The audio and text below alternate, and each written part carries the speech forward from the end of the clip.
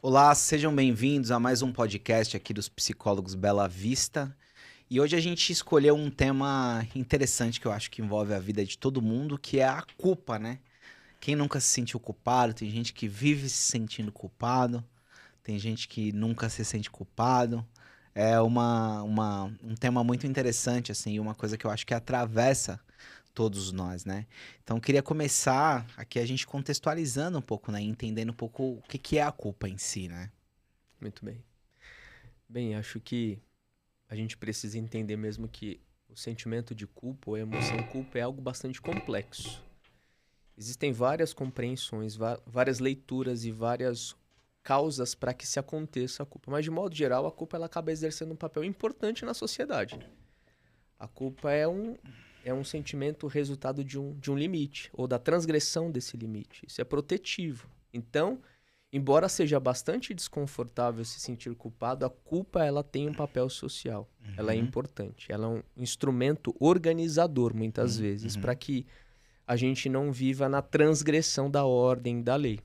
Então, acho que o primeiro passo, o primeiro entendimento deve ficar claro de que a culpa é um sentimento desconfortável, complexo, mas que ao mesmo tempo estabelece algum tipo de ordem, algum tipo de segurança social. Legal. A culpa muitas vezes vem do outro, né? O outro te colocar essa culpa, né? A gente aprende, né? Como é um sentimento complexo, dependendo do lugar que você nasce, da família que você tem, isso é mais ou menos exposto, isso é mais ou menos discutido, isso é mais ou menos claro, mas é um sentimento que a gente aprende nas relações. E dependendo do lugar que você vive, dependendo da família que você tem, isso é maior ou menor. Por exemplo, né, famílias mais religiosas, dependendo do tipo de religião, a culpa acaba sendo mais presente. O sentimento de culpa, de dívida, fica mais evidente. Então a gente pode dizer que sim, dependendo do lugar que você nasce, com as pessoas que você se relaciona, a culpa pode ser maior ou menor. Eu tava pensando aqui numa definição um pouco mais filosófica. Eu acho que a culpa, ela é um sentimento de uma dívida que não pode ser quitada. Por causa que você não tem como, você sente culpa porque você não tem como voltar atrás mais pra resolver aquilo, né? E talvez até uma sensação de que você poderia, talvez, ter agido diferente. Por causa que você não agiu diferente, vamos supor, eu não fui buscar meu filho na escola naquele dia que teve um massacre e entrou alguém e atirou em todo mundo. Se eu tivesse ido buscar ele, talvez isso não teria acontecido. E fica naquele looping que nunca vai se resolver, né? Como se tivesse sido o causador, né, da Isso. tragédia, assim.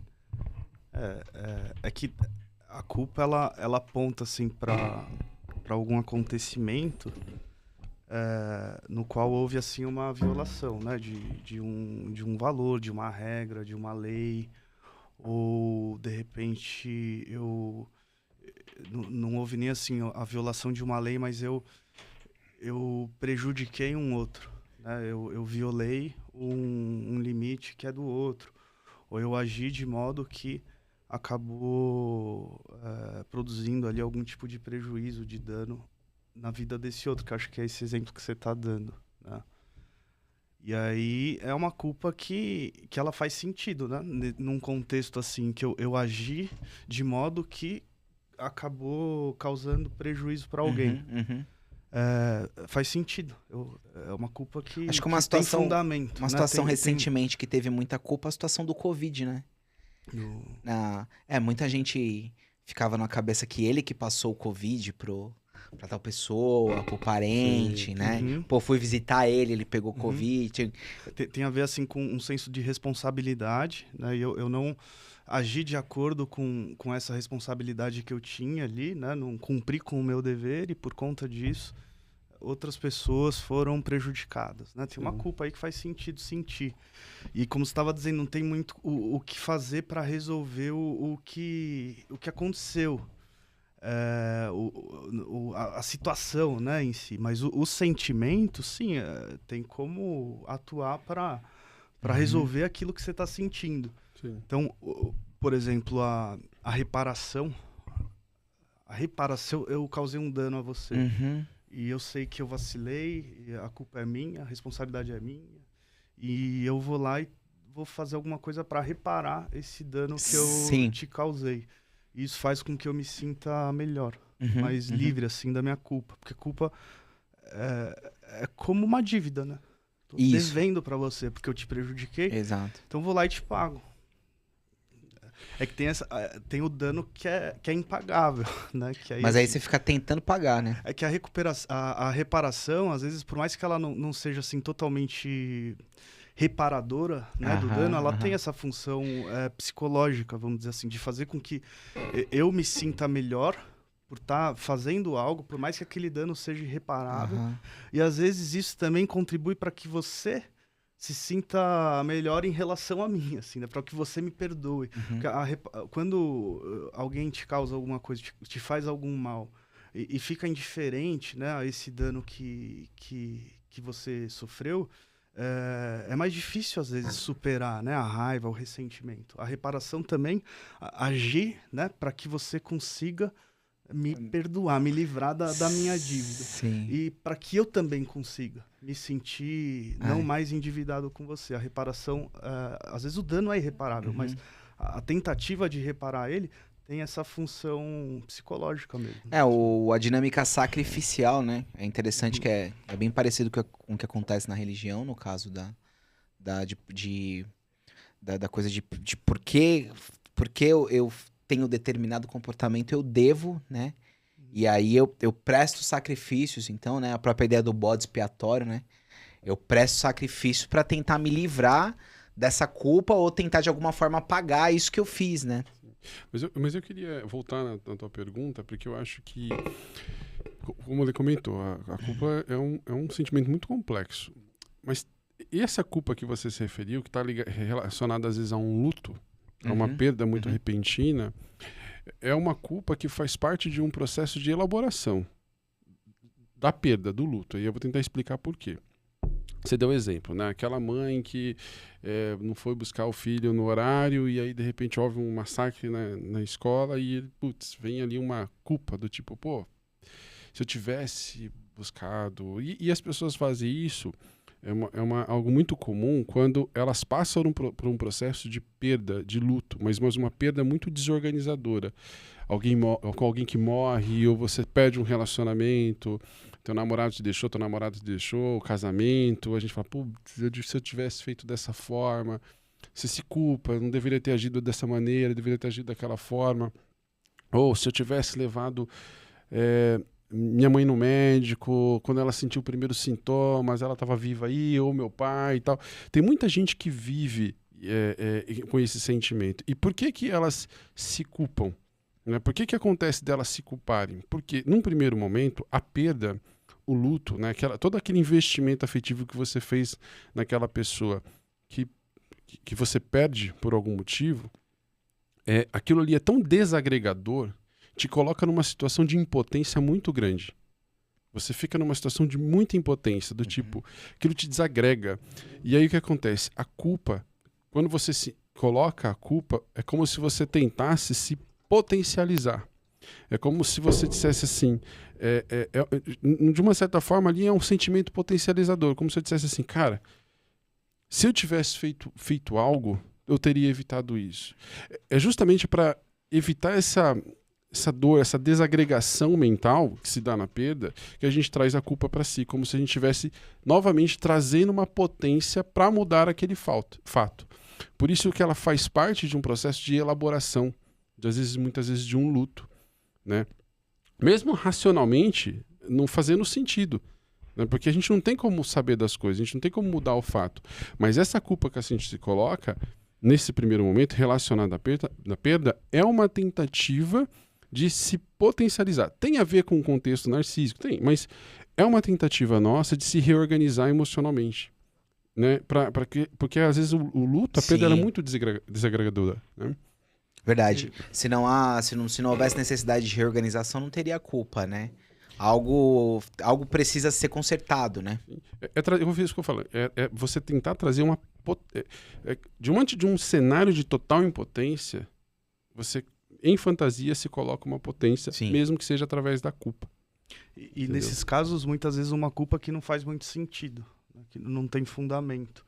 No término de um relacionamento, às vezes a pessoa fica tentando encontrar nela, né, o motivo daquilo ter acontecido, o que eu poderia ter feito de diferente, sendo que às vezes não estava muito, né, no controle dela. A tragédia que você trouxe como exemplo também, porque tem várias coisas para levar em consideração, né, que uma pessoa cruel, perturbada, que entra numa escola, que faz alguma coisa assim, e a pessoa que não foi lá tirar o filho antes se sente culpada, como se ela tivesse causado, né? Então, sido a responsável pela perda, né, daquela criança. É uma culpa que não faz muito sentido. É uma realidade, a pessoa sente essa culpa. É uma realidade para ela, né? Mas não tem fundamento, né? Sim. Na realidade, uma culpa que não encontra evidência. É engraçado essa ilusão, ou não, de que poderia ter sido diferente, né? E como esse debate, entre aspas, é vago, meio que inútil, num sentido de, pô, se o goleiro tivesse pulado no outro canto, tinha pego. É óbvio, né? Assim, tudo é analisado depois. A profecia do acontecido, né? Tudo analisado depois, você consegue achar uma forma, né? Tem uns caras muito. Eu às vezes conversava de. Sei lá, teve um encontro com a menina e não deu certo, né? E aí, pô, não deu certo porque você não fez isso e isso. Claro, gênio, agora. Eu queria ter essa percepção na hora, agora eu consigo também saber. É o engenheiro de obra pronta. Né? Mas isso vale a pena pensar, né? Trazendo um pouco do que o Fê estava falando. A gente, quando está diante de um paciente que está profundamente culpado, a gente primeiro precisa acolher essa pessoa, né? Ela está se sentindo completamente devedora, né? Completamente vulnerabilizada. E tem uma técnica que a gente pode usar, que é o gráfico da responsabilização. Como se fosse uma torta, né? Um círculo, e você divide em pelo menos 3 partes. A minha responsabilidade, a responsabilidade do outro e a responsabilidade de seres fora dessas 2 variáveis, né? O dia, a situação, o pneu que furou. Por exemplo, né, a história da mulher que não foi buscar os filhos e aconteceu aquela atrocidade. Qual que é a responsabilidade dela? Talvez não ter ido buscar o filho. Responsabilidade do outro, o cara que decidiu invadir a escola e cometer essa atrocidade. Que não tá no seu controle. Né? Dessa pessoa. Outras variáveis. O tempo, a situação que aconteceu, sei lá, eu tive que cuidar disso, tive que evitar aquilo, a segurança da escola, a fragilidade social. Quando a gente vai estabelecendo, né, esse gráfico de responsabilidade, a gente consegue melhor manejar a culpa, né? E acho que a parte mais importante do manejo é substituir culpa por responsabilidade. Legal. Que é um processo de elaboração. A gente passa pela culpa. A função psicológica da culpa é gerar esse tipo de reflexão mesmo. O que eu poderia ter feito? Só que aí eu deixo de me sentir culpado e começo a entrar num sentimento de arrependimento. E arrependimento pressupõe mudança de comportamento. Mas antes eu preciso passar por isso daqui. Eu penso o que fiz de errado ou o que eu deveria ter feito. Depois disso, eu planejo mudanças. Então a culpa ela não é de toda ruim, porque ela abre espaço para mudança. E entender que não há nada mais a se fazer, né? Sobre aquilo. Sobre aquilo, mas eu posso, a partir de agora, porque a vida acontece no partir deste momento para frente. O que eu devo fazer para que isso não se repita. Ou o que eu devo fazer a fim de mitigar as possibilidades de que isso se repita novamente. Né? Porque, por exemplo, voltando nessa questão do encontro, aí é muito comum o cara se sentir culpado e ele não chega nessa questão que você tá falando até da responsabilidade, de que a garota tem o direito de rejeitá-lo, né? E não gostar dele e tal. Também há uma ilusão de que, de qualquer forma, ele teria que ser aceito, né? É uma expectativa de que o outro vai corresponder e às vezes a experiência... Você que falava muito isso, né, Homero? A frustração não é a mesma coisa que rejeição. Toda rejeição é uma frustração, mas nem toda frustração é uma rejeição. E às vezes tem uma frustração ali, tem uma incompatibilidade, mas não é assim uma rejeição mesmo, né? Às vezes é também, e se for, cara, a pessoa não gostou de mim, a pessoa não foi com a minha cara, a pessoa A vida não é se mais sentiu não do que sim, né? atraída por mim, não foi interessante, não me achou bonito. Beleza, vai acontecer, cara. Uhum. Então tem que ter um pouquinho de tolerância. Né? Sabe o que acontece? É que o Lê falou de responsabilização, e eu acho isso bem interessante, essa ideia da gente pensar que a gente precisa se responsabilizar pelos ideais que a gente cria. Seja de si mesmo, seja do outro. Sim. Entendeu? Porque, por exemplo, eu posso me relacionar com uma pessoa. Cara, isso é mais comum do que a gente imagina, assim. Mas é muito. A gente faz isso o tempo todo. Quem faz terapia de casal, o tempo todo trabalhando essa desconstrução desses ideais que um coloca sobre o outro. Né, que é onde acaba gerando, às vezes, as tretas no relacionamento. Mas a gente não se responsabiliza por esses ideais, tanto de si mesmo quanto do outro. Então, muitas vezes, a culpa, a gente se coloca uma culpa porque, às vezes, a gente tem, por exemplo, um pensamento ou uma atitude que eu me recrimino, falo, cara, eu não devia ter feito dessa forma, eu não deveria ter pensado nesse tipo de coisa. Porque eu tenho um ideal de mim. Eu tenho um ideal de como eu acho que eu deveria agir, de como eu acho que deveria ser a situação. Só que nem sempre você vai atingir as expectativas desse ideal. Né? Então a gente muitas vezes se culpa por atitudes que a gente acaba tendo, ou pensamentos que a gente acaba tendo, porque elas vão na contramão de um ideal que a gente tem de si mesmo. E isso também vale em relação ao outro. A gente cria um ideal. Por exemplo, eu posso imaginar, o Marcão é um cara dessa forma, ele tem uma ideia parecida com a minha, ele gosta das mesmas coisas, e não sei o quê, um puta cara legal, blá, blá, blá. Beleza. Aí a gente vai para uma convivência maior. Entendeu? E aí você tem opiniões diferentes, você gosta de coisas diferentes. Aí eu começo a ficar pé da vida com você. Cara, qual é a culpa que você tem sobre o ideal que eu criei sobre você? E aí o que acontece? Até pela nossa dificuldade de se responsabilizar por esses ideais, a gente acaba responsabilizando o outro. A gente culpa o outro, entendeu? Pelo ideal que eu criei sobre ele. Por ele não ser o que você queria que ele fosse. Exatamente. E aí, aí tem um outro ponto. Por isso que eu falei de relacionamento, né? Porque os casais fazem muito isso. Né? Principalmente início de relacionamento. Você cria um ideal sobre o outro e espera que aquele outro atenda esse ideal, e depois você culpa aquela pessoa porque ela não atinge o seu ideal. Qual que é a grande questão também? É que existe um outro que às vezes não consegue, vamos dizer, diferenciar isso, vamos colocar dessa forma, e abraça essa culpa. Ela também se coloca na obrigação de atender uma expectativa do outro. Porque aí tem a ver com a ideia de pertencimento, de ser amado. Aí vai virando a salada, vai virando a bagunça. E as pessoas abraçam uma culpa que elas não deveriam ter. Cara, assim, é que eu não quero me alongar muito, mas depois a gente pode abordar isso. Isso acaba gerando danos, né? Às vezes a pessoa leva uma vida inteira carregando culpas que foram colocadas sobre elas e que elas não têm a menor responsabilidade sobre. Legal. Eu acho que muito o filho, né? O filho também, né? Ele tem essa questão da... Porque tem pai que enxerga o filho como um projeto, não é um filho, né? E aí, às vezes, o filho não atende a esse projeto, né? E aí ele é culpado por ele não atender esse projeto. E o pai, ao mesmo tempo, é frustrado. É uma dinâmica ali meio complicada, né? Sim.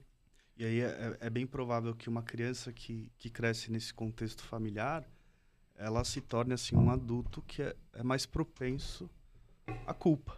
Porque ele cresce com uma ideia de que ele precisa sempre se adaptar à expectativa do outro, à exigência do outro. Essa dinâmica que existe na relação com o pai depois vai sendo reproduzida em todas as outras relações. Então, ele está sempre muito mais atento, porque o nosso sucesso social depende muito dessa capacidade de reagir bem às informações que a gente capta, né, do contexto, as reações dos outros e tal. Só que alguém que está excessivamente atento assim, a esses sinais, a essas expectativas dos outros, ou do contexto, ou do ambiente, é alguém que vai ficando sem espontaneidade, inclusive, né? Tá o tempo todo se adaptando excessivamente. Se algo dá errado, de quem que é a culpa? Na cabeça dessa pessoa, a culpa é sempre dela, né? Porque ela não se adaptou como deveria, porque ela não atendeu a demanda do outro como deveria, porque ela não está à altura, né, da expectativa ali daquele meio, daquele contexto. Então, tem isso também que é importante de dizer, das pessoas que são mais propensas à culpa mesmo, que tendem a se apropriar da culpa. Assim. Se a culpa estiver aqui, ela pega. Se tiver pingando, ninguém pegou, ela vai e pega antes de qualquer um. Né? É legal quem já traz essa... Legal não, é muito ruim. Quem já traz essa crença que ele não vai ser aceito, né? Então ele repete essa dinâmica em várias coisas, né? Ele vem aqui no podcast, aí ele já acha que a galera não foi com a cara dele, né? Isso é aí que tá, porque a gente depende muito dessa leitura do ambiente, leitura dos sinais que os outros emitem e tal. Só que, cara, tem uma linha, assim, que é muito tênue entre essa capacidade de leitura e de resposta adaptada e a paranoia, cara. Você passou um pouquinho, é paranoia. Não gostou de mim, nossa, ele virou a cara porque eu fiz alguma coisa de errado. Eu tava falando, o Homero bufou, deve ter sido alguma coisa que eu falei. Paranoia, a pessoa vai pra um extremo mesmo. Né? Síndrome persecutória, né? Todo mundo tá perseguindo ele sempre, né? Sim. Então a gente está falando de características de pessoas que são mais propensas a se sentirem culpadas. Então tem a culpa que é boa, que é a culpa que abre espaço para transformação e para mudança a partir de algo que não foi feito ou que foi feito, mas não atingiu a expectativa, não foi do jeito que eu gostaria. Essa é a culpa boa. A culpa ruim, então, é quando eu faço uma constante autocobrança. Alguém que é exageradamente autocrítica, uma pessoa que é muito ansiosa, um transtorno muito que manifesta muito a culpa é o ansioso. Ele está exageradamente preocupado, exageradamente atento. Essa hipervigilância, né? Será que gostaram? Será que não gostaram? Será que me aprovam? Será que não me aprovam? Será que estão gostando do que eu estou falando ou não? E fico com essa sensação, ixi, não sei, né?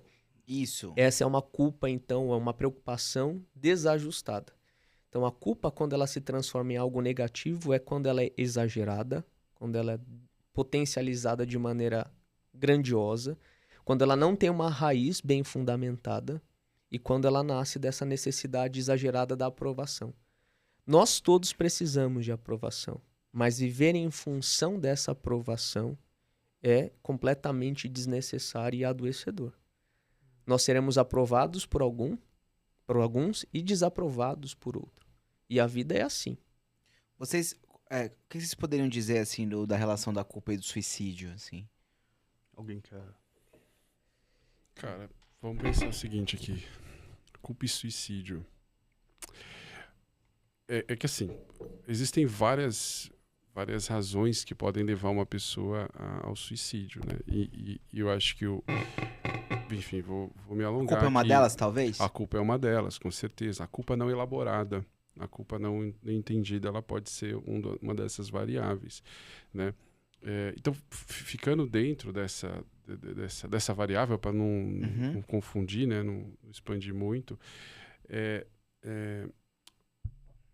uma pessoa que se culpa por algo de uma forma muito profunda, sei lá, deixou o filho, sei lá, cair do berço e não viu, o filho morreu, sei lá, um cenário assim. Um pai, né? Uma mãe. Só situação tranquila hoje. Mas é porque... É porque a culpa tem esse lado mais sombrio, né? Não, sim. A culpa, ela só vai acontecer, assim, numa quebra de uma regra, de uma lei, seja moral interna ou social grave. Porque senão você se sente envergonhado, se sente embaraçado. É outra pegada, é outro nome que a gente dá para isso, né? Agora, então não tem jeito, tem que ser uma situação muito pesada, né? Para quê? Porque aí o que eu estava comentando, se a culpa, se essa culpa, se essa pessoa não elabora e ela se responsabiliza de uma maneira muito vamos dizer assim, exclusiva sobre a fatalidade, aquela dor ela pode se tornar insuportável. Né? Porque, olha só, pensa aqui, a culpa é um movimento de autorresponsabilização. Entendeu? A culpa é aquele cara que consegue pensar que existe uma regra moral, interna ou social, e falar, violei de alguma forma. Entendeu? Então o cara tem essa capacidade. Se ele não sente nada, não tiver, né? Enfim. Então, essa dor gigantesca de algo que ele viola pode ser tão insuportável a ponto dela assim, buscar uma solução, acabando com ela de uma maneira, vamos dizer assim... Trágica, né? Fatal. Então, sim, uma culpa não elaborada, em geral, cara, posso falar isso com muita tranquilidade. Por isso que eu falo que é não elaborada, cara, porque se você ajuda a pessoa a lidar com aquele luto ou aquilo com o qual ela está se culpando, ela vai entender que ela não precisa desse extremo. É porque ela ficou tão presa e alimentando aqueles pensamentos negativos a respeito dela naquele evento, e foi alimentando durante tanto tempo, sozinha, que aquilo ficou muito grande. E aí você precisa de um grau de impulsividade e agressividade. Né? Um momento de desespero, de total ausência de esperança, onde você não encontra apoio, né? E é sempre momentâneo. Falei que não ia me alonguei um pouquinho. Porque o suicídio, ele tem a ver com esse evento episódico, assim, é momentâneo, cara. É alguns minutos de total desesperança, de ser tomado por um desespero, ausência de perspectiva de vida, de apoio emocional, que você entra, como se você entrasse num túnel escuro e não visse possibilidade, e aí aquilo, grau de impulsividade, agressividade, a pessoa acaba, né, enfim, dando um fim trágico. Posso? Pode. A culpa, ela... Pensando, né, no suicídio causado, né, motivado pela culpa, ela produz uma hostilidade e que é destinada à própria pessoa, né? Então, do ponto de vista jurídico, uma pessoa que comete algum crime e é culpada, né, por aquilo, ela merece um castigo, uma punição, ela tem o seu direito ali retirado, privação ali da liberdade, precisa cumprir com uma pena. Em alguns lugares, pena de morte, inclusive, né? E no nosso mundo interior, assim, na nossa vida psíquica, as coisas também funcionam, sim, cara, desse mesmo jeito. Juiz interno, né? Exatamente.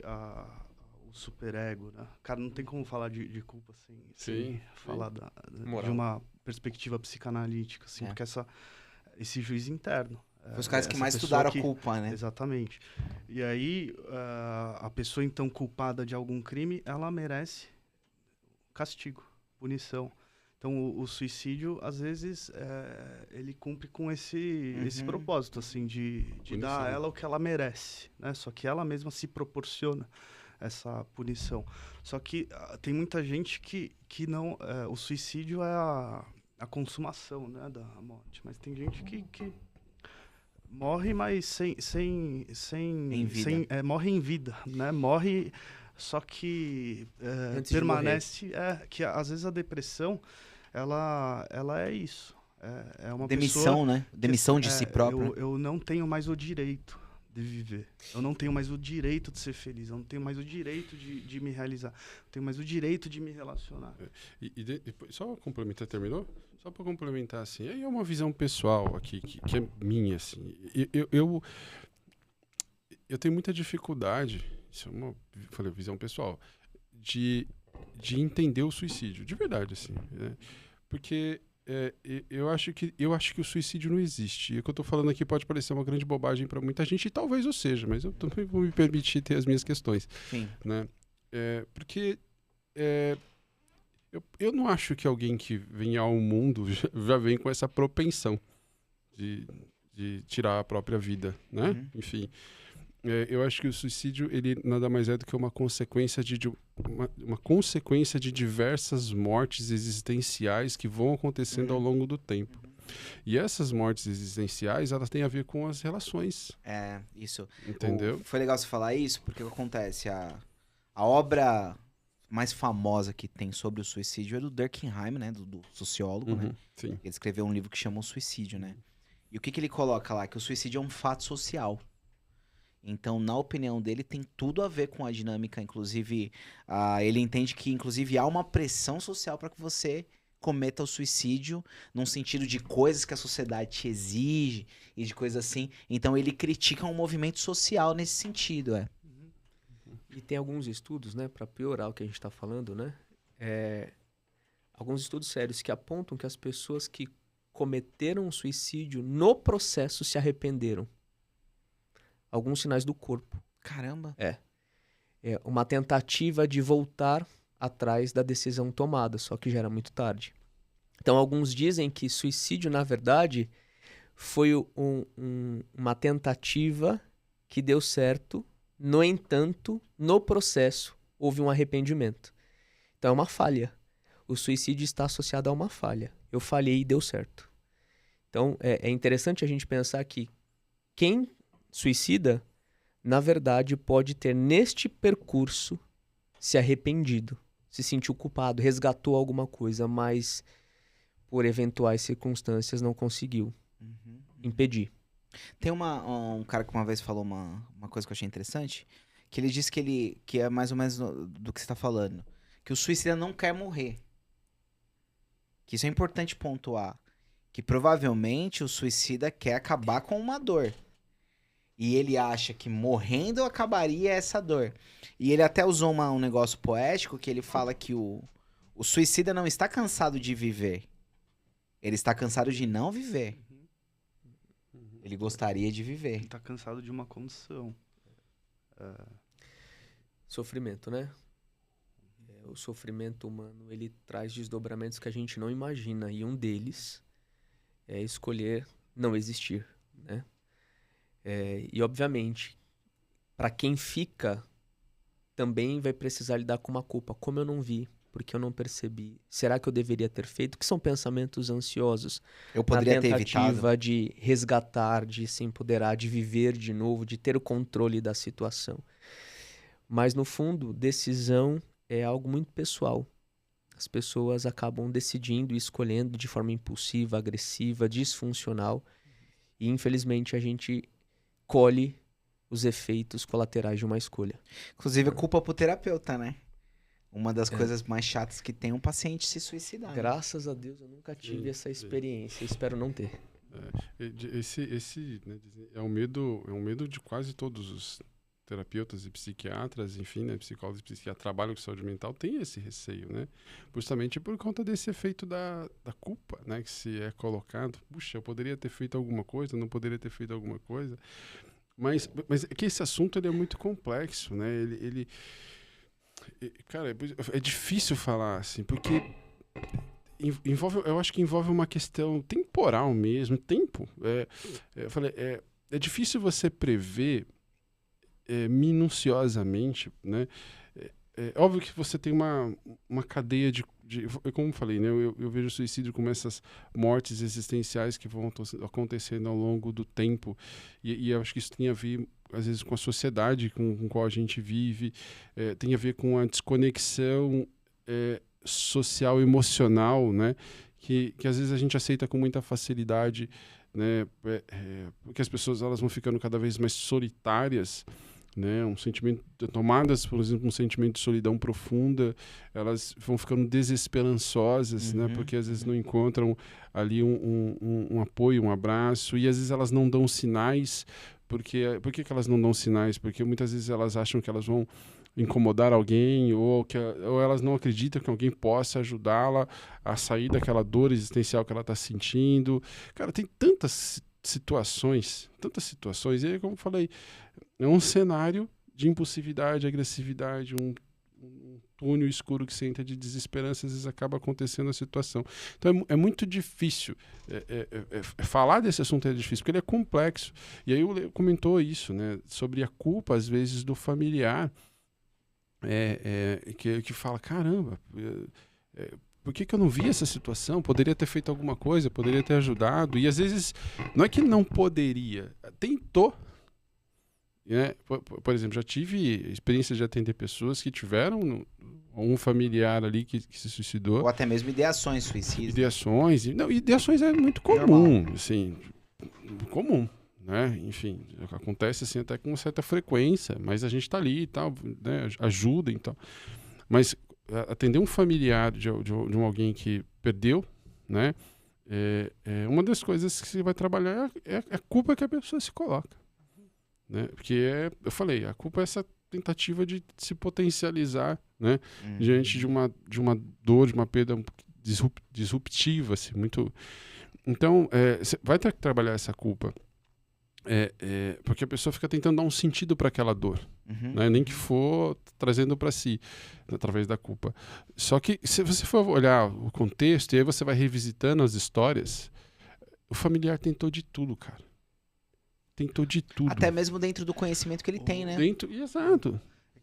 Tem assim um desafio enorme no contexto da clínica, assim, uma pessoa que tem essa culpa, que às vezes nem faz muito sentido, que acha que foi causadora de alguma tragédia assim, de alguma fatalidade assim, e que sente essa culpa, e a culpa tá ali produzindo essa hostilidade, essa pessoa se pune, essa pessoa não se permite viver, essa pessoa se faz mal, essa pessoa vai, como o Homero falou, né, vai causando essas mortes existenciais, vai se destruindo, porque a culpa ela tem essa faceta, né? E aí dessensibilização também, né? A pessoa vai fazendo mal a ela mesma, assim, porque a culpa ela é uma hostilidade direcionada a ela mesma, a própria pessoa. E o pior é quando a pessoa entende que essa punição é uma forma de reparar, entende? É uma resistência enorme que você encontra ali para ajudar essa pessoa a se livrar dessa condição, a retomar a vida. A pessoa entende que ela, de fato, precisa sofrer, e isso é uma forma de se reparar com aquele que sofreu o dano, entende? Então, assim, eu preciso mesmo ficar na merda, e isso é uma forma de demonstrar amor, sabe? De demonstrar a importância que esse outro que foi embora tem para mim. Então, essa é uma morte em vida. Sim. Né? E a pessoa, às vezes, não quer um suicídio, não quer morrer de fato. Porque isso seria se livrar da sentença, inclusive. Entende? Então, é melhor que ela fique aqui, que ela fique viva. Só que numa condição muito ruim, de bastante privação. Numa dinâmica muito autodestrutiva. Porque, entendendo que isso é uma reparação. Entende? Então, lidar com uma pessoa que está nessa condição é muito difícil. Porque é muita resistência. Aí vocês que estão sempre pensando em um produto aí, um bom produto seria como viver uma vida sem culpa. O cara capitalizar a culpa. Psicopatia. Não, mas isso atinge vários tipos de pessoas. Mas né? assim, brincando com a situação de capitalizar. Mas brincando com essa situação de capitalizar a culpa, Marcão, assim, isso não é novo, não, velho. Não. Principalmente na religião. Exatamente. Já capitalizaram a culpa há muito tempo, cara. Assim, claro, a culpa é uma emoção. Todo sentimento poderoso, eles são passíveis de controle social. E a religião faz isso, ou já fez isso, e faz ainda, né? De você. Porque a religião, de uma certa forma, né, de uma maneira geral, ela tem sempre os seus conjuntos de regras morais. Você faz com que as pessoas, a narrativa faz com que as pessoas... Você oferece um alívio? Você tem um conjunto de regras, certo? De regras. A gente pode questionar se são possíveis, se não são possíveis, enfim, X. Mas que, em geral, as pessoas não conseguem cumprir essas regras. E aí que entra o uso da culpa como controle. Porque você reafirma essa ideia, né? Você reafirma essa ideia, né? Para que as pessoas se sintam culpadas, e aí você se coloca como aquela pessoa capaz de, entre aspas, perdoar. Aí que entra, tipo, se você ajudar ali em tal instituição, os seus pecados estão perdoados. Se você, entendeu? Aí que entra a ideia de controle. Assim, você traz para si a responsabilidade de tirar a culpa do outro através de uma arte. Isso é o uso, vamos dizer, um uso maléfico de uma religião, seja lá qual for. Assim, entendeu? Isso é antigo, cara. Isso é antigo. Já que ele é inconsciente a ideia de dar algo para tentar se reparar, né?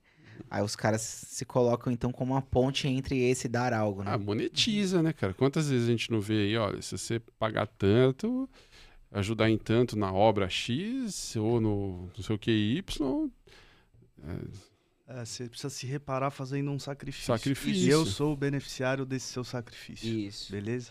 Mais ou menos essa. A utilização dinâmica. ruim, né? a da utilização religião. ruim, a gente tá falando da utilização ruim.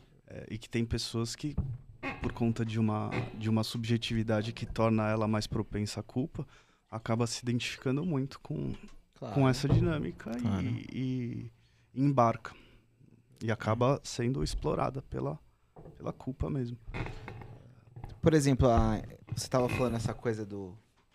O cara vive na merda como uma espécie de punição que ele coloca, né, pra si, né? Qual que seria a relação, por exemplo, nesse sentido, vamos supor, de uma obesidade, vai? Pode ter uma relação com o sentimento de culpa dessa pessoa, ela ter essa compulsão alimentar para aliviar de alguma forma? A gente pode olhar, às vezes, para o sintoma, por exemplo, nesse caso que eu estava dizendo, como se ele proporcionasse algum ganho assim, para a pessoa. Ele cumpre com uma finalidade. Então, eu ficar aqui nessa condição muito ruim me proporciona uma realização. Assim, eu sinto que estou, naquele caso, reparando, né, um dano que eu causei ao outro. Então, tem um gozo, né, como diz na psicanálise. A gente pode pensar na obesidade também como um sintoma que produz algum tipo de ganho, né? Não dá para generalizar, mas muitas vezes sim. Até porque assim, a obesidade ela é decorrente de um excesso de consumo, de uma relação assim de consumo que é um consumo muito nocivo, ou seja, é autodestrutivo. Uhum. Não dá para dizer que todo obeso está se autodestruindo de um jeito mais ou menos intencional, né? Num nível inconsciente. Não dá para afirmar isso, mas pode ser que isso faça sentido para algumas pessoas. Um comportamento que Você tem aquele filme, não sei se vocês assistiram A Baleia. Não assisti ainda. Não? Pesado. É bem, bem pesado. Mas no caso, né, daquela pessoa... Olha o spoiler, hein? Olha o spoiler, se você Não, não mas aí assistiu. já faz tempo. A gente pode sim fazer essa leitura assim, né, do excesso do consumo, da obesidade ali, como uma autopunição, né, um comportamento realmente autodestrutivo. É que a culpa é uma desregulação. A culpa desadaptada, ela gera uma desregulação emocional. Você fica exageradamente sentindo alguma coisa. Isso vai trazer impacto para a sua vida diária. Falando da obesidade ou da forma como você se relaciona com a comida. Se eu estou exageradamente culpado e eu estou desregulado emocionalmente, o alimento pode cumprir ou tentar que se cumpra a partir de uma alimentação a regulação emocional. Estou muito mal, eu estou muito em sofrimento. Quando eu como, eu experimento um alívio daquele desconforto. Uma dose de prazer, né? Uma dose de prazer. Conforto. Então, de alguma forma, eu acabo construindo uma dinâmica disfuncional. Eu estou exageradamente culpado. Quando eu como, eu alivio. O que meu cérebro entende? Todas as vezes que eu me sentir desconfortável, o que eu preciso fazer para enfrentar? Comer. É uma relação disfuncional. Qual é que é a origem? Neste caso, culpa. Eu tenho uma culpa exagerada. Eu como, meu cérebro entende que quando eu como eu sinto um alívio, eu estabeleço um esquema de enfrentamento desadaptado. Perceba que eu não estou falando só da alimentação, eu estou usando esse exemplo como uma forma ilustrativa para mostrar que as nossas emoções desreguladas vão gerar enfrentamentos desajustados. Vícios. Isso, Sim. bebidas, enfim, isso é muito comum. O pessoal... Droga, sim. E tem uma coisa que assim, o Jung falava assim, né, que se você não está muito claro a motivação, né, de um determinado padrão ali do comportamento de uma pessoa, por que ela faz aquilo, por que ela é daquele jeito. Se não está muito claro, a pessoa às vezes a gente precisa olhar para a consequência daquele comportamento. e talvez a motivação seja justamente aquela. Então, assim, eu não sei porque eu tô tão gordo, porque eu como tanto, porque... Tá, tem várias explicações possíveis, mas quais são as consequências disso? Eu não consigo ter, né, sucesso no relacionamento amoroso. Eu não consigo ser atraente, eu acabo... Então, essa consequência talvez seja essa a motivação. Não é uma regra, né? Mas o Jung, ele falava isso, que às vezes é na consequência que está a motivação. Né? Talvez de um jeito mais ou menos inconsciente, você esteja de fato evitando esse tipo de experiência amorosa, esse tipo de envolvimento, através da manutenção dessa sua aparência, da sua condição, da sua obesidade, né? da sua falta de autocuidado. Por isso que o ser humano, assim, a relação de nós com nós mesmos é algo extremamente complexo. Assim. E por isso que é tão importante a gente prestar atenção em nós mesmos. Porque, vamos um exemplo, isso que o Fê falou, o Lê, sei lá, posso dar outro, pois é uma pessoa autocrítica demais. O que é o autocrítico? É aquele cara que está numa busca incessante pelo seu ideal. Né? Ele tem um ideal de si, então ele acha que ele tem que ser aquele ideal e ele fica o tempo todo se criticando quando ele não é esse ideal. Então, o cara é uma busca incessante por esse ideal. É uma pessoa mais autocrítica.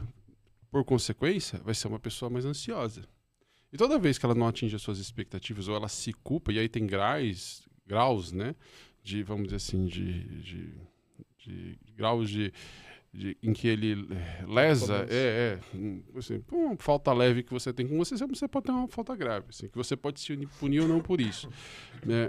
Isso vai gerar um sofrimento. Né? Ou seja, puxa, não estudei quanto que eu deveria estudar, eu não deveria ter pensado aquela coisa de tal pessoa, eu não deveria ter falado aquilo. Né? A pessoa autocrítica, ela vai se culpar muito mais. Né? Eu fui treinar. Isso. Cara, e essa culpa vai tirar pensamentos que vão trazer algum tipo de sofrimento para ela. Mas, assim, pensa, vamos colocar assim, a raiz da coisa, tá na relação que ela tem com ela mesma, através dessa autocrítica, através dessa busca desse ideal. É essa busca desse ideal que gera esse sofrimento.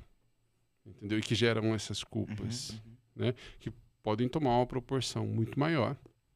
Né? E aí vem talvez essa busca por esses confortinhos, né, emocionais, aí vem as compulsões, aquilo que tem às vezes um poder de fazer com que ela consiga tirar momentaneamente aquela dor. Sim. O Caio Fábio, ele fala que no ambiente onde tem mais culpa, tem mais compulsão. É interessante essa relação, né, quanto mais culpado às vezes o sujeito se sente, mas ele repete também aquele comportamento, assim, como se fosse essa disfuncionalidade, ao invés da culpa fazer ele não fazer, a culpa fazer ele fazer, né? No sentido de talvez qual que é o ganho disso, qual que é... De repetir esse comportamento que gera nele culpa, né? Punitivo? Então, por exemplo, a gente tem uma relação entre a privação, assim, a proibição, a rigidez moral... e o excesso. Isso que eu ia falar, tem esse ditado popular de que o proibido é mais gostoso, né? E é interessante pensar nisso. Por quê? Tem várias possibilidades para isso. Mas se eu sou muito... Eu costumo dizer assim, né? No contexto do atendimento ali na clínica para alguns pacientes que sofrem, às vezes, com situações desse tipo, que se eu não aceito algum tipo de pensamento, de impulso, de desejo, de fantasia, se eu não olho para isso de frente, assim, nomeando, identificando, reconhecendo como meu, se eu nego a existência disso por conta, às vezes, de uma rigidez que é moral, como é que eu vou ter controle sobre isso? Como é que eu vou ter mais domínio sobre isso? Isso vai me dominar muito mais do que o contrário. Então, eu fico muito mais propenso a esses episódios aí de excesso, né? de compulsão mesmo, né? descontrole. De descontrole, mas num universo quase que paralelo, assim, uma coisa que a pessoa vai lá e faz escondida. É como se houvesse uma ruptura mesmo, assim, com a vida consciente e tal. Ela vai lá e se realiza de um jeito mais ou menos escondido. E de um jeito muito exagerado, muito excessivo, muito, às vezes, a própria sexualidade, né? Uma pessoa que às vezes não aceita uma identidade sexual, uma orientação sexual, fica ali negando a existência daquilo. Às vezes, por questões religiosas, isso é muito comum num contexto religioso, né? É alguém que vai ter muita dificuldade de controlar isso e vai, às vezes, sofrer com esses episódios e depois muita culpa. Só que não é uma culpa que é suficiente assim para fazer com que ela interrompa, porque não é esse o caminho. Aliás, é você assumir, é você olhar, é você nomear, é você se apropriar. Como é que você lida e controla uma coisa que você nem reconhece que é sua? Como é que você faz isso? Não tem como. Então me parece que o Fê tá falando de um lugar quando a culpa ela não é nomeada, né? A ação, o que eu fiz, ou o que eu deixei de fazer, eu não nomeio isso. E eu fico vivendo uma experiência muito desconfortável sem saber muito bem por que eu estou vivendo. A partir do momento que eu nomeio, então, eu abro a oportunidade de eu decidir o que eu vou fazer. E aí eu vou chamar isso de aceitação. Eu aceito o que eu estou vivendo. E aceitar não significa se conformar. Mas eu compreendo. É algo que está posto. Eu não vou conseguir mudar o que aconteceu ou o que está acontecendo. A aceitação é, ok, está aqui o que eu vou fazer a partir de agora. Eu estou com vontade. O que eu faço com essa vontade? Isso. Porque eu não necessariamente, porque eu tenho vontade, vou fazer tudo que eu tenho vontade. Porque quem vive de vontade vai viver plenamente insatisfeito. Então eu preciso nomear o que eu estou vivendo. E à medida que eu nomeio isso, eu abro a oportunidade, então, de eu modificar, de eu transformar, de eu trazer um sentido para aquilo que eu estou vivendo. Ao invés de negar, né? Ao invés de negar. Quanto mais eu nego, mais eu aumento a minha culpabilização. Quanto mais eu aceito, mais espaço para transformação. Sim. Mas me parece que existe uma relação entre o desejo e a culpa. Mas a relação entre o desejo e a culpa passa passa pela moral, passa pelas regras, né? O que vai dizer se você é culpado por algo ou não, são as leis e as regras estabelecidas. Se você tira isso, não existe culpa. Se não existe culpa, não existe, vamos dizer assim, não existe aprendizado, né? Assim, aí vira aquela bagunça. Aí eu trazendo para um contexto um pouco mais social, por isso que conforme a sociedade vai mudando, vai se transformando, de tempos em tempos a gente vai revendo as regras e as leis. Isso. Né? Porque às vezes uma lei que você pune por algo já caducou, ou seja, já não faz mais sentido porque a sociedade mudou. Então não dá para você colocar culpa sobre algo onde a sociedade já não vê mais como errado. E tem que criar, às vezes, leis novas, regras novas, né? Porque às vezes se você deixa tudo muito bagunçado, enfim, você não vai ter um aprendizado e você não vai ter uma organização social. Eu acho que a grande questão é como a gente administra isso internamente, né? Porque todo mundo tem as suas regras morais, vamos dizer assim, né? Como que a gente administra isso conosco? Como que isso é administrado socialmente? Sim. Por isso que eu falo que é uma situação muito complexa, né? Que envolve uma série de variáveis. Sim. Por que o desejo de fazer o proibido, assim, vocês acham? Tem alguma explicação teórica para isso? Tem várias explicações. Eu acho que assim, o desejo, muitas vezes ele surge assim de uma parte nossa, de um núcleo que existe aí em mim, você, em todo mundo, que busca gratificação, que busca prazer acima de qualquer outra coisa. E esse desejo, se ele é atendido, se esse instinto assim, ele é atendido, ele pode ser muito prejudicial, né, para mim e para nós, para a convivência, para as leis, as regras, elas surgem justamente para isso, para conter os impulsos individuais e para a gente conseguir viver bem numa sociedade, em civilização. Então, o desejo, ele encontra essa barreira, que é, no fim, é o superego, né? Pensa que uma criança, ela não tem essa função dentro dela. Quem faz essa função para ela são os pais, é o mundo de fora, né? São os cuidadores. Que vai freando, vai suportando, às vezes, né? Essas manifestações que são muito, muito impulsivas, muito instintivas, e vai dando contorno, vai colocando uma fronteira e tal. E aí, conforme a gente vai amadurecendo, a gente meio que se apropria dessa função, e é o superego. Só que, assim, a função de fora, o pai, a mãe, a sociedade, quem tá olhando para quê? Para o meu comportamento, para o que eu manifesto. Só que na medida que eu vou me apropriando disso aqui dentro, eu não estou mais só olhando para o que eu manifesto. Eu tenho agora acesso ao que eu penso. Eu tenho agora acesso ao que eu desejo. Então eu começo a também me censurar, não só pelo que eu faço. Eu começo a me culpar não só pela atitude, pela decisão que eu tomo, pelo comportamento que eu tenho. Começo a me culpar pelo desejo. Começo a me culpar pela fantasia, pelo pensamento. E isso é disfuncional, né? Não, depende muito. Porque, depende. olha só, eu não preciso me culpar pelo desejo. Não. Depende. Não preciso. Eu posso, eu não preciso. Não, Desejo não. é algo involuntário, você não escolhe desejar. Desejo tá mais no campo do instinto, né? Mas aí que tá. Vamos pensar num contexto religioso, em que assim, a gente lida com numa religião monoteísta, um pai que tá atento a tudo, que é onipresente e onisciente. E que te julga não só pelo que você faz, pensando em quem tem essa representação de um pai opressor.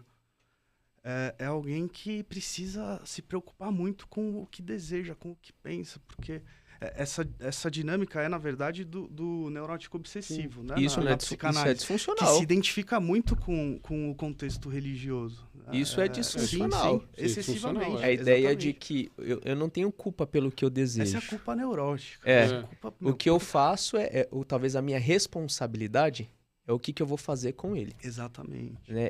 O desejo, Ótimo. o pensamento são são coisas involuntárias. Sim. Você não escolhe o desejo, você não escolhe o pensamento.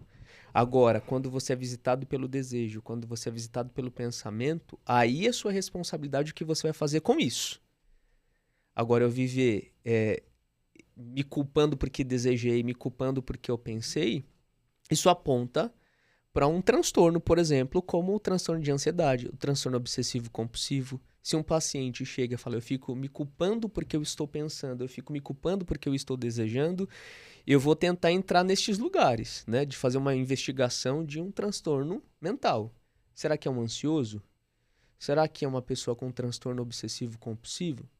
Né? Seriam as minhas duas primeiras hipóteses, porque isso não é saudável. Você não precisa se culpar por conta daquilo que você pensou, nem por conta daquilo que você desejou. A responsabilidade se faz a partir do que você vai fazer com o pensamento e do que você vai fazer com o desejo. Sim. Então, às vezes, um caminho bom é trabalhar nessa... meio que contestando essa censura, que é muito, muito opressora, né? Que tem uma ideia que eu acho que a gente acha... Cara, eu tenho muita dificuldade de como eu vou explicar isso aqui, como que eu vou falar isso. Porque a gente acha que a gente é aquilo que a gente pensa. Uhum. A gente acha que a gente tem controle sobre aquilo que nós somos. Quer dizer, é por isso que é de complexo. Não é que eu não tenho controle. Assim, existe um corpo aqui. Esse corpo, ele tem vontades, ele tem uma série de funcionamentos que eu não tenho a menor controle sobre, cara. Menor controle sobre. Existe um sistema, existe genes aqui que influenciam o meu comportamento e que são passados de gerações em gerações há milhares de anos, que são muito fortes e que o que eu penso a respeito, ele não respeita a moral. Eu gosto de colocar a seguinte metáfora, já usei várias vezes isso aqui e repito de novo. Eu sempre falo que dentro da gente, isso é uma metáfora, isso não existe o que eu vou falar, mas é só um modelo, a gente tem um cérebro de sobrevivência, né? Fortíssimo. que foi aí evoluindo ao longo de milhares de anos e que estão presentes em outras espécies, que ele visa unicamente ele tem 2 objetivos principais: sobrevivência e perpetuação da espécie, ponto. E ele é muito eficaz para isso. Ele é extremamente eficaz para isso. E ele não respeita a moral, ele não respeita a ética, porque ele foi evoluindo e se adaptou para fazer você sobreviver e para você perpetuar a espécie. Ponto final. Isso está em outros animais e é que a gente observa nos outros animais. Só que o ser humano, a gente não tem só ele, né, vamos dizer assim, a gente é dotado de inteligência. A gente tem o que a gente chama que eu chamo, né, de cérebro inteligente. E esses caras têm que conversar lá dentro, aqui da nossa cachola. E nem sempre eles falam a mesma língua. Entendeu? Então, às vezes, o cérebro de sobrevivência, ele se culpa pelos desejos o cérebro inteligente, ele se culpa pelos desejos do cérebro de sobrevivência. Porque ele não controla esse cara. O cérebro de sobrevivência, ele é sempre muito mais forte. Porque ele tá aí, ó, primeiro. Sim. Entendeu? Então, é interessante isso. Você me remeteu a quando eu era adolescente, as discussões de adolescente com os pastores e não sei o que lá. E sempre me envolvi nessas brigas, né? E uma vez eu falei pro pastor da igreja, o pastor tinha 70 anos, pastor Isaías, que se passasse uma mulher na frente dele de saia curta, ele ia desejar ela igual qualquer outro cara. Que isso não era uma questão de espiritualidade evoluída ou não. A questão de espiritualidade evoluída ou não, talvez é o que você faz com o desejo. Que é isso que você falou. E muitas vezes há essa confusão, né? Do que eu penso, quem eu sou, porque eu pensei. Se eu pensei, então quer dizer que eu não sou tão bom assim, mas né? deixa eu dar um exemplo, rapidinho, só para não concluir o raciocínio. Olha só, isso, vamos lá. Vou usar um termo bem animalesco. E enfim, sei lá, é só para fins didáticos, tá, gente? Licença poética. Licença poética. Vamos assim, um bicho macho, que identifica uma fêmea fértil, entendeu? Isso visa a sobrevivência, isso visa a perpetuação da espécie, certo? Sim. Né? Já viu na rua cadela no cio? Como O gene, né? Gene. Pega uma cadela no cio e vai ver quantos cachorros tem em volta. Isso é bicho, cara. Tem um livro que eu acho que é escrito por algum desses caras, desses cientistas ferrados, que é o Gene Indomável, né? Tem até gente que acha que é o gênio indomável. Não é o gênio indomável. É o gênio indomável. E ele fala sobre isso. Então, isso é o lado do bicho. Agora, assim, o ser humano, a gente é bicho. Mas a gente não é só bicho, vamos colocar dessa forma. Cara... Somos racionais. Assim, então, o que acontece? A gente tá aqui com o nosso radarzinho. Esse nosso radarzinho tá aqui. A gente chama de cérebro de sobrevivência, tá ligado? E ele tá preocupado em manter a gente vivo. Então, a gente tá aqui conversando. Estoura um barulho aqui fora... A gente tá aqui, eu tô focado em você, estoura um barulho, automaticamente nós dois vamos, todo mundo aqui vai virar o rosto e o que é aquilo? Cara, a gente não pensou pra fazer isso. Eu não tenho o menor controle sobre isso. Verdade. Por quê? Porque aqui, esse cérebro de sobrevivência que tá com o radar ligado, ele tá procurando identificar ameaças. Então, barulho estrondoso do lado pode ser uma bomba, pode ser alguma coisa. A gente vai olhar, cara, acabou, não tem controle, não passa pelo racional. Qual que é o grande problema a respeito disso? É polêmico que eu vou falar agora. Uma mulher atraente é uma perpetuação, tem a ver com a perpetuação de espécie. Sim. Então, inconscientemente, tanto é que as mulheres muito reclamam disso, assim, de uma certa forma, os homens dão aquela olhadinha, tipo, sabe? Tipo, né? Só que assim, isso não é uma desculpa. Você pode aprender moralmente com o tempo que isso não é legal. Porque isso afeta o outro, vai machucar e tal. Exatamente. Né? Você vai organizar, você é aprendido. Então você aprende que eticamente olhar para uma mulher na rua não é legal. Você aprende e isso fica tão forte dentro de você que você consegue às vezes segurar. Mas para um jovem, um adolescente que está no auge dos hormônios, entendeu? Ele vai mesmo olhar lá para mocinha. Às vezes não precisa ser jovem, não. Às vezes algumas pessoas que não treinam esse comportamento dentro dela, elas só vão continuando. Entendeu? Então dá para recriminar, dentro desse exemplo que você deu, assim, fazer com que um garoto se sinta culpado porque ele desejou uma menina. Isso a gente não entender o funcionamento humano. Eu já conversei com pais nesse sentido aí, né?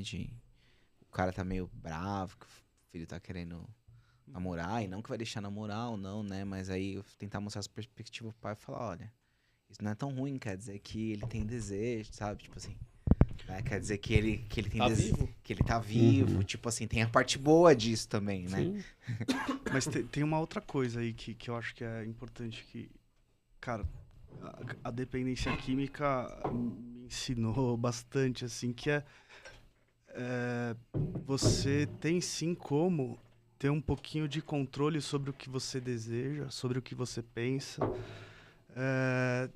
tendo cuidado com o que você consome, por exemplo, de informação, Ah, tá. pelo ambiente que você Gatilho. frequenta, pelas coisas que você ouve, as pessoas com quem você se relaciona, os assuntos, os valores, né, dos contextos que você ocupa aí. Então, por exemplo, trabalhando em clínica de recuperação, a gente fica às vezes muito atento à interação entre os pacientes, porque o paciente fala assim, não,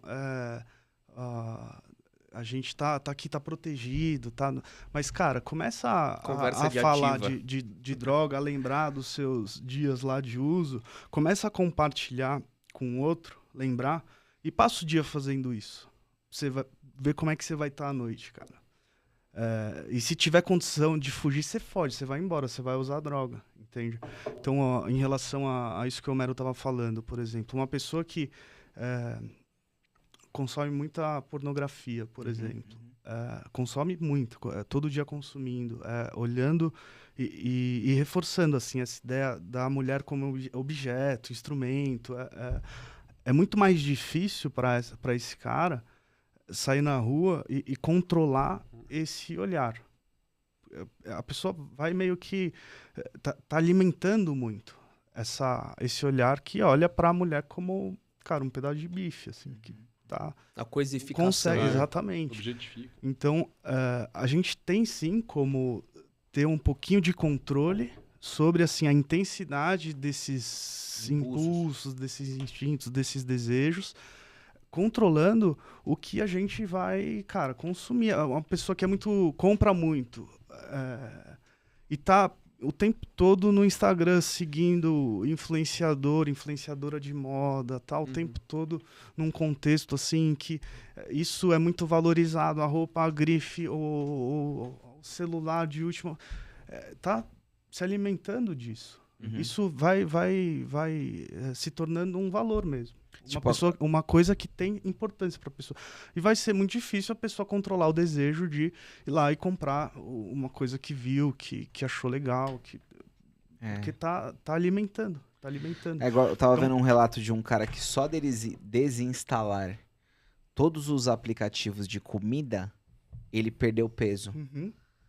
Só dessa atitude, porque é isso, né? Ele abria lá e mostra os lanches, tem foto, tem não sei o quê. Às vezes segue restaurantes, né? Dificulta o acesso. Uhum. Que é a ideia da mudança, né? Eu me sinto culpado por estar acima do peso. Eu preciso, de uma maneira saudável, quando eu faço a culpa um instrumento saudável, não um sentimento saudável, eu preciso estabelecer comportamentos que vão evitar que eu incorra naquele comportamento que me gera culpa. Então, se eu estou me sentindo acima do peso e eu não estou satisfeito, e quando eu como, de alguma forma, eu experimento a culpa, o que eu devo fazer, por exemplo? Dificultar o acesso a esses lugares, a esses ambientes em que eu vou comer. Então, o que eu posso comer fazer? mal, né? Comer errado. Mal. Então, o que eu posso fazer? Excluir os aplicativos. Tirar o cartão de crédito dos aplicativos. Né? Excluir da minha lista contatos dos restaurantes. Antes de eu sair de casa, me alimentar de forma adequada. Estabelecer comportamentos que vão trazer a transformação do comportamento que eu desejo para que eu não precise incorrer naquilo que vai me gerar culpa. Então, de novo, a culpa é boa quando ela é usada de forma adequada, porque ela vai promover mudança de comportamento.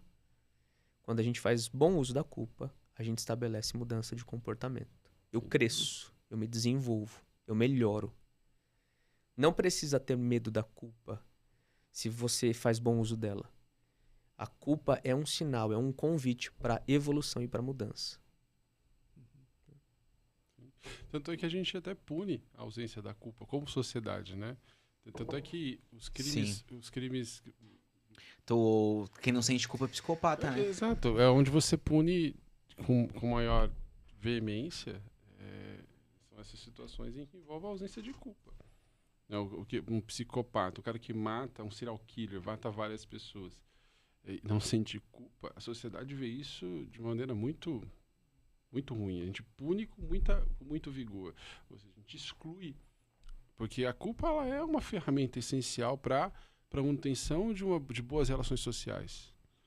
Né? E por isso que é interessante a gente... É algo que tem que ser trabalhado porque ela precisa estar ajustada, adaptada. Toda vez que ela está desadaptada, seja a nível social, seja a nível individual, aí ela pode gerar problemas. Transtorno de personalidade antissocial, o TOD, né, o transtorno opositor desafiador, alguns outros transtornos de personalidade, o histérico, o narcísico, tem dificuldade de se apropriar da culpa. Então, a ausência de culpa pode ser um sinal de transtorno mental também. Assim como o excesso de culpa pode ser um sinal de transtorno mental, a ausência de culpa pode ser um sinal de transtorno mental. Perceba que nem de mais e nem de menos. É o equilíbrio. É o equilíbrio.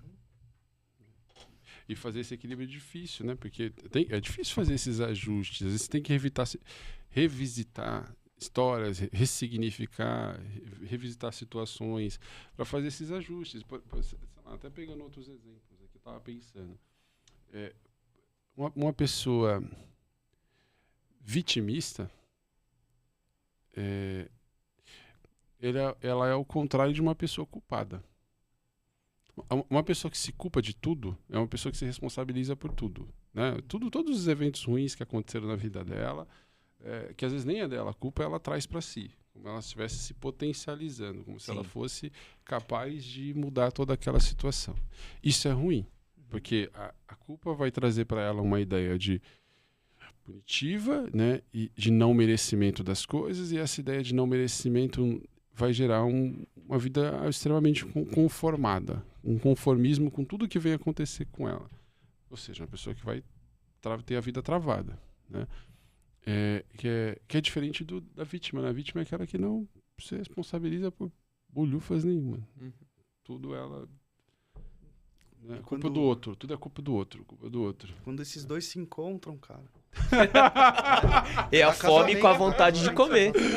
Verdade, cara. Quando esses dois se encontram, E eu gosto da frase do Fê, que a culpa, quando ela é responsabilidade do outro, quando eu atribuo ao outro, vira uma economia. É econômico. Né? Eu gosto da frase do Fê. Responsabilizar o outro, culpar o outro das minhas inabilidades, das minhas imperfeições. Imperfeições é mais barato. Sim. Frase do Fernando. Mas não é? É econômico. E aí, você estava falando, porque na nossa última conversa a gente falou da raiva, né? E geralmente, assim, os mais propensos a sentir culpa são os que tendem a reprimir a raiva, a hostilidade. Então, assim, por isso que assim, a raiva, para muita gente, a hostilidade, a agressividade, ela é uma saída para a culpa. Uma saída, cara.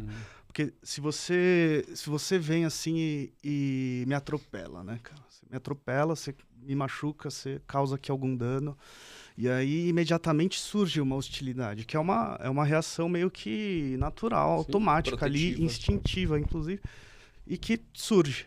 E que, a princípio, ela deveria ser destinada a você que me causou esse mal, né? Mas se eu, por conta dessa rigidez moral, entendo que, assim, a agressividade, a hostilidade, a raiva, são coisas que são moralmente erradas, que precisam ser negadas, contidas, ou então que eu sou culpado de todas as coisas mesmo e mereço todo o mal que me acontece, né? Eu que, no fim, sou causador do mal pelos crimes que cometi. O que eu vou fazer? Eu não vou destinar a você essa hostilidade. Aí o que eu faço? Não, eu é que mereço. Eu é que, cara, tava andando no lugar errado e você me atropelou, sabe? Eu é que, cara, não vi. Eu é que podia ter te avisado, aliás. Fica tranquilo.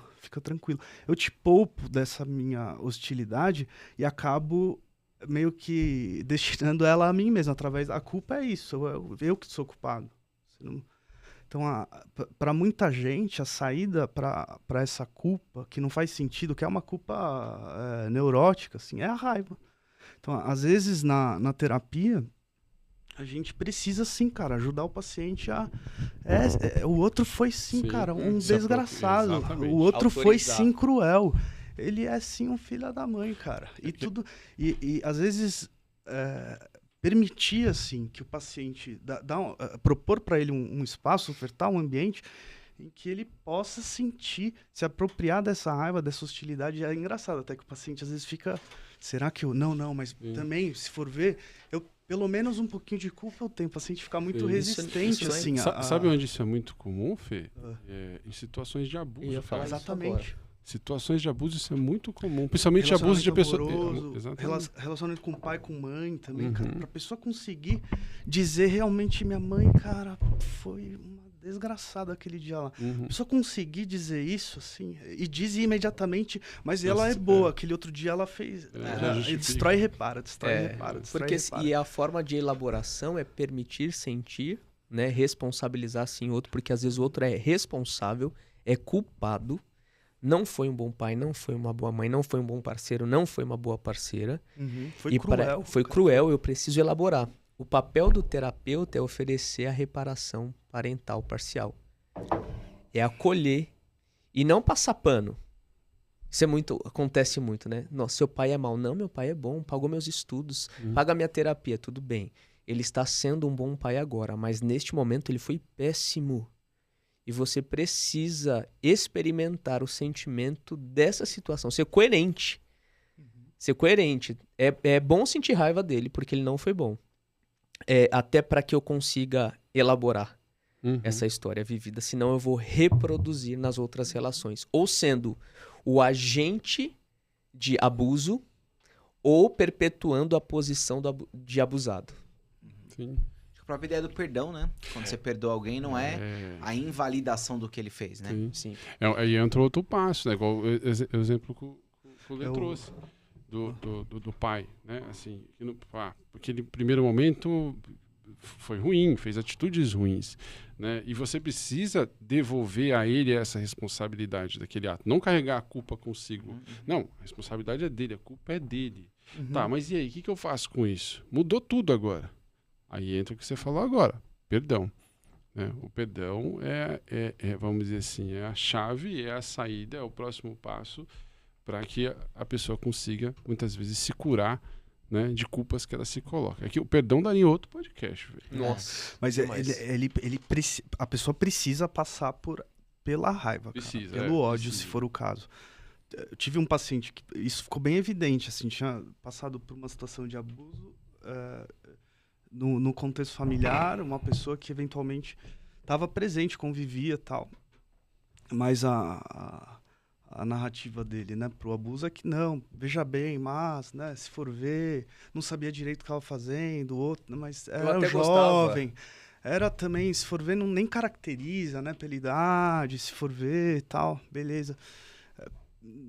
Se culpando, assim, né, e poupando o outro da responsabilidade do que fez. E aí foi incrível, assim, que de repente ele virou numa sessão e falou, cara, na medida que eu tô entendendo, assim, que eu não sou culpado, tá ficando insuportável. Insuportável. Que interessante. Ficar junto, conviver. Não consigo olhar. Foi na medida que ele vai entendendo, realmente, eu não tive culpa. Realmente, eu sofri. Passivamente, eu não tive como me defender. Realmente, esse outro sabia sim o que estava fazendo. Ele podia não ter feito. Realmente, o outro foi cruel. Ele vai se livrando da culpa, cara. Ao mesmo tempo, começa a odiar o outro.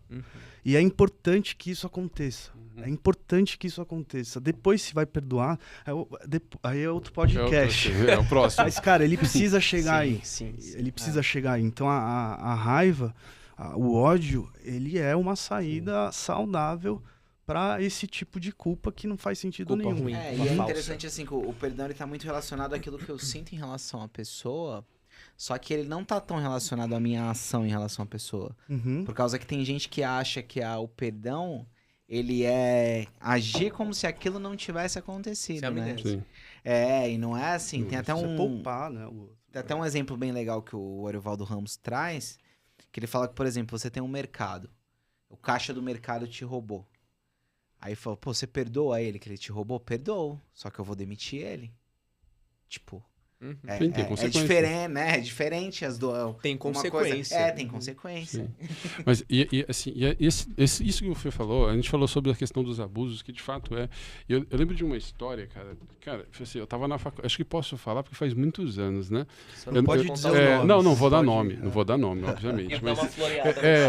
é que eu não Pra gosto pessoa nem não de identificar. contar contexto. Falo de uma maneira sempre muito geral, assim, né? Para que ninguém ache que, né, a gente Troca esteja. o gênero. Mas eu tava, cara, quinto ano de faculdade, assim, faz muitos anos. Era estágio. Olha como a gente aprende, né? Olha os fogos que a gente entra. E eu lembro que um dos primeiros casos que eu atendi na vida foi de uma mulher que flagrou a filha de 6 ou 7 anos sendo abusada pelo padrasto, no caso que era marido dela. Uhum. E uma coisa que me intrigava muito, e óbvio, assim, hoje é outro olhar, mas na época, é porque ela culpava a filha por aquilo que tinha Sim. acontecido. Sim. Ela via a filha dela como uma concorrente. Isso. Então, ela tinha muita Isso que eu ia falar, porque às dificuldade. vezes o amor pelo marido é maior do que pelo filho. Pode acontecer. Então, Além de ser diferente, pode até ser maior, né? sim, e ela tinha muita dificuldade de se colocar no lugar dela de mãe, de entender que a criança ela não tinha a menor responsabilidade sobre. Porque aconteceu várias vezes, eu acho que ela estava gostando. Entendeu? Tipo, não. Enfim, e assim, então ela ia. E ela no início ela ia visitar, o cara foi preso e tal. E aquilo era uma angústia, era um sofrimento, porque ela oscilava muito entre a raiva e a culpa.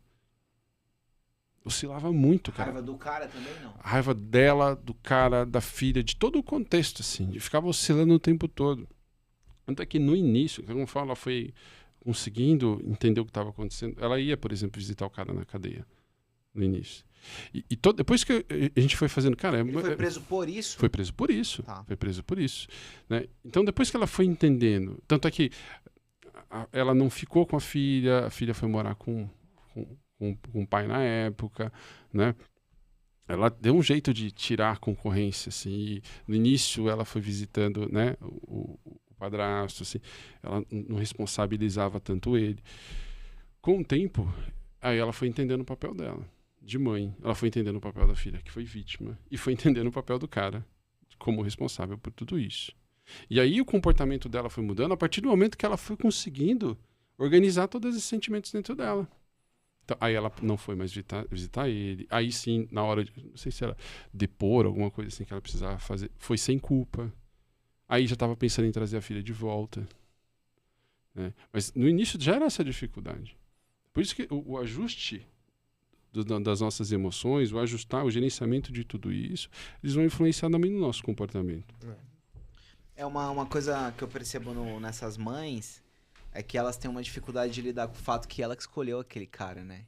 É uma outra Porque possibilidade. ela que trouxe esse cara pra dentro de casa, É um sabe? olhar. Mas não tem como E saber. às vezes ela cara. faz uma negação disso, né? É um olhar. Né? É, A gente tá quase... encerrando. No final, né? Mas eu queria só complementar, a gente ia falar para um próximo podcast do perdão, mas que faz sentido dizer aqui sobre a culpa ainda, a pessoa muito culpada e equivocadamente culpada, ela tende a acreditar que ela perdoa facilmente. Não, eu perdoei, aconteceu aquilo, mas eu perdoei. Não, tá perdoado. Não. Mas às vezes não é perdão, na verdade. Porque o perdão passa por isso, assim, o outro precisa ter sido o filho da puta pra depois eu conseguir perdoar ele, né? Ele precisa ter pisado na bola comigo pra eu conseguir, preciso reconhecer isso pra depois perdoar Nomear a ele. dívida. Exatamente. Agora, se eu não conseguir nem destinar essa dívida, cara, a pessoa ao lugar certo, como é que eu perdoei? Então, às vezes essa ideia de que perdoou o outro, não é que perdoou o outro, é que poupou o outro da responsabilidade do que fez e se apropriou da culpa, assumiu a culpa, como se o outro não tivesse feito nada, e chama isso de perdão, o que não é. É uma hostilidade que tá, cara, reprimida, destinada pro endereço errado. Ainda e não que- houve uma compreensão do que aconteceu, né? Não, o perdão tá muito longe para essa É pessoa. outro nome. Isso é outro nome. Isso Pode ser protetor desligado, negação das emoções, né? A terapia Ou do até esquema desculpa. chama protetor desligado. Eu desculpei, né? Eu tirei dele a culpa. É. Eu desculpei. Tirei Faz a sentido. culpa dele. É minha agora. Pode ser empatia patológica. Hein? Legal. Bom, então, pra gente encerrar, eu queria falar pra vocês rapidinho, dar uma dica, no sentido cada um dá uma dica, pra pessoa que se sente muito culpada. Eu diria, procure terapia. Excesso de culpa não é saudável, não é sinal de saúde, é sinal de transtorno. Tá? Não estou dizendo que você está necessariamente com um diagnóstico, mas é um sinal de um adoecimento. Excesso de culpa não faz bem. Assim como não sentir culpa não faz bem. O caminho do meio é o melhor. Sim. É isso. Eu também é isso. Assim, eu acho que é Sinta interessante. raiva. Não, cara, assim, a gente tem que se permitir se apropriar das nossas emoções. Não significa que a gente vai agir em cima delas, mas a gente tem que aceitá-las, elas existem, né? E eu acho que é isso que o Lê falou. Que o que dá para fazer? Poxa, vai buscar ajuda, vai buscar um tratamento, né? Assim, sei lá, só para dar um exemplo, que às vezes as pessoas têm essa dificuldade de entender. Mas, por exemplo, qual a dica você daria para alguém que está sofrendo com dor de dente? É meio óbvio, assim, tipo, vai no dentista. Não tem jeito para essas questões, tem lugar que nem todo mundo tem clareza de que existe um lugar onde a gente trata isso. Por isso que eu estou dando esse exemplo. Então, cara, vai buscar ajuda, vai buscar um psicoterapeuta, um psicólogo, um psiquiatra, que são as pessoas que estudaram, especializadas para dar essa força. Legal. Uma coisa feia. É isso. Bom, fechou então, pessoal. Obrigado. Quem gostou, convidar vocês a seguir também o Instagram, Psicólogos Bela Vista. Tem o contato de cada um aqui, tem como você fazer análise e tudo mais. Beleza? Um abraço e até a próxima.